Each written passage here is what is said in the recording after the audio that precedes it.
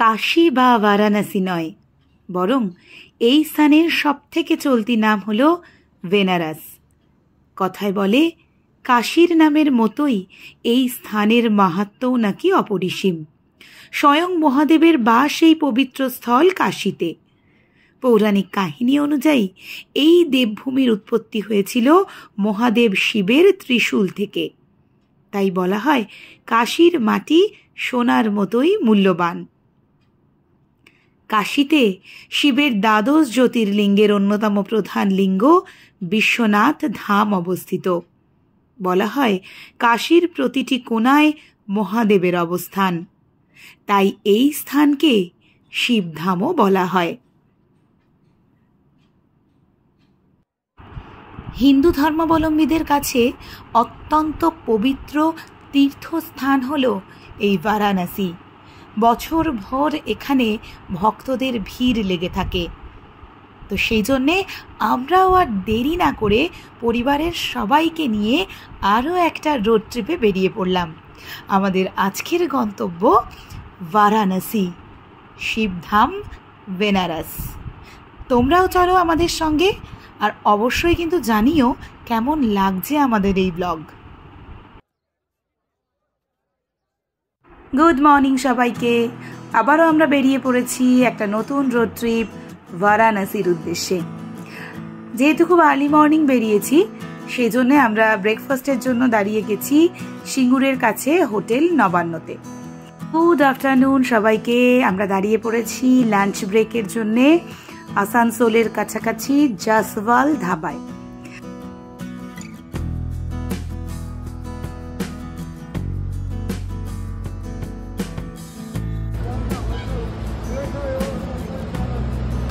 হয়ে গেল খাওয়া? হ্যাঁ, খাওয়া দাওয়া কেমন খেলেন? ভালো, খুব ভালো খেলাম।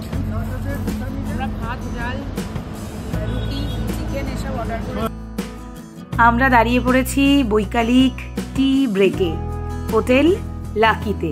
আর আমরা ভীষণ লাকি যে আমরা এখানে চা পেয়ে গেছি, চায়ের সাথে চাও পেয়ে গেছি। আর অরিজিৎ i20 দেখাতে ব্যস্ত, কারণ এইবার i20 আর একা নেই, i20 সাথে পেয়ে গেছে তার বন্ধু আর্টিগাকে। হ্যাঁ, আমরা এবার পরিবারের সবাই মিলে বেরিয়ে পড়েছি রোড ট্রিপে। এখন আপাতত এনজয় করছি চা এবং সাথে টা। তোমরাও আমাদের সাথে এনজয় করো। অবশেষে আমরা পৌঁছলাম ঔরঙ্গাবাদের হোটেল বৈষ্ণবী হাইটসে। যেহেতু আমাদের সঙ্গে অনেক বয়স্ক লোকজন ছিল, তাই জন্য আমরা ডিরেক্ট বেনারসে যাইনি। তাই আমরা আজকের রাতটা হোটেল বৈষ্ণবী হাইটসেই কাটাচ্ছি। কাল খুব আর্লি মর্নিং আমরা আবার বেরিয়ে পড়ব বারাণসীর উদ্দেশ্যে।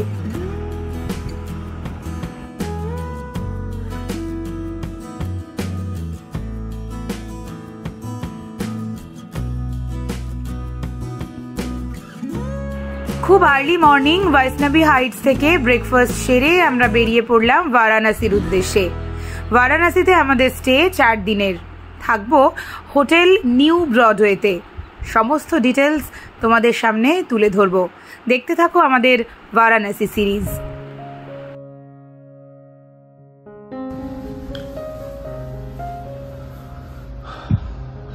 ভালো বাথরুমটা, স্নান করার আলাদা জায়গা আছে।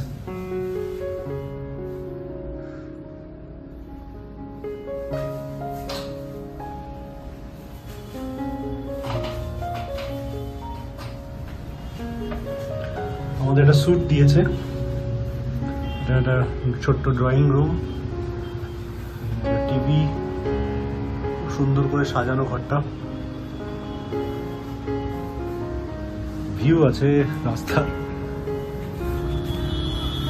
পুরুলিয়ার রাস্তা, বিজি বেনারসের রাস্তা। ট্রাফিক নিয়ে পরে আমরা একটা ব্লগ করব, বলবার মতো ট্রাফিক। আর এখানে একটা বেডরুম,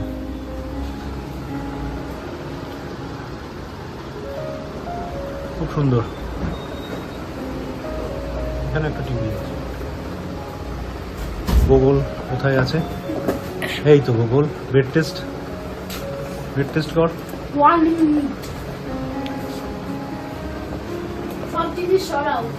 না তুমি এমনি ঝাপাও, এখন অত ক্ষমতা নেই আমার।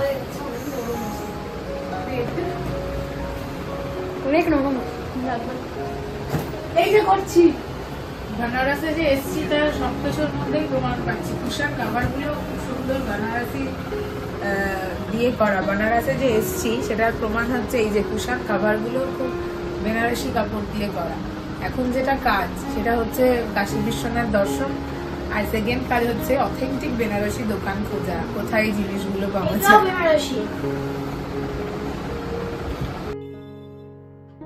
তোমাদের দারুণ সুন্দর একটা রুম ট্যুর দেখানোর পর আমরা আবার সবাই মিলে ফ্রেশ হয়ে সেজে গুজে বেরিয়ে পড়েছি বারাণসীর যেটা সবচেয়ে বড় আকর্ষণ, গঙ্গার বুকে নৌকা ভ্রমণ সাথে গঙ্গা আরতি দর্শন, সেটা করব বলে। একটার পর একটা বারাণসীর গলি অতিক্রম করে আমরা সবাই মিলে এগিয়ে চলেছি গঙ্গার ঘাটের দিকে। আজ আমরা কর্ণাটকা ঘাট থেকে নৌকা ভ্রমণ শুরু করব। সমস্ত কিছু দেখা হয়ে যাওয়ার পর আবার আমরা কর্ণাটকা ঘাটে এসেই নামবো। টোটাল 2 ঘন্টার প্রোগ্রাম, 88টা ঘাট দেখানো এবং সন্ধ্যা আরতি দর্শন। তো চলো আমাদের সঙ্গে, তোমাদেরকে দেখানোর চেষ্টা করছি, কতটা কি দেখাতে পারি, সাথে থাকো।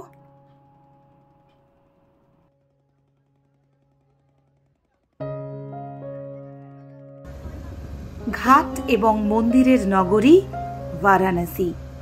বারাণসীতে রয়েছে মোট 88টি ঘাট। প্রত্যেকটি ঘাটই গঙ্গা নদীর তীরে অবস্থিত।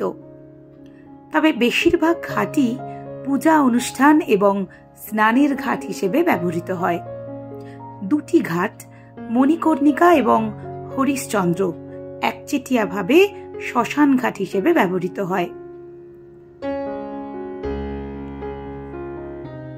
দশাশ্বমেধ ঘাট এবং আশি ঘাট, এই 2টি ঘাটে প্রতিদিন সন্ধে 7টা থেকে গঙ্গা আরতি অনুষ্ঠিত হয়। চেয়ারে বসেও গঙ্গা আরতি দেখার কিন্তু সুবন্দোবস্ত রয়েছে। সেক্ষেত্রে বিকেল 5টার মধ্যে আপনাদের গঙ্গার ঘাটে চলে আসতে হবে। প্রতিটি চেয়ার পিছু 200 টাকা করে ভাড়া দিতে হবে। তবে এক্ষেত্রে দরদাম অবশ্যই করবেন। বিভিন্ন ক্যাফের ছাদেও কিন্তু চেয়ার পাতা থাকে, আপনি সেখানে বসেও গঙ্গা আরতি উপভোগ করতে পারবেন। তবে আমরা নৌকা থেকেই গঙ্গা আরতি উপভোগ করেছিলাম। আমাদের হোটেল নিউ ব্রডওয়ে থেকে আমাদের নৌকা ঠিক করে দেওয়া হয়েছিল। সাথে ছিলেন 2 জন মাঝি ভাই, তারাই কিন্তু গাইড করে সমস্ত ঘাট এবং গঙ্গার আরতি খুব সুন্দরভাবে আমাদের দেখিয়েছিলেন।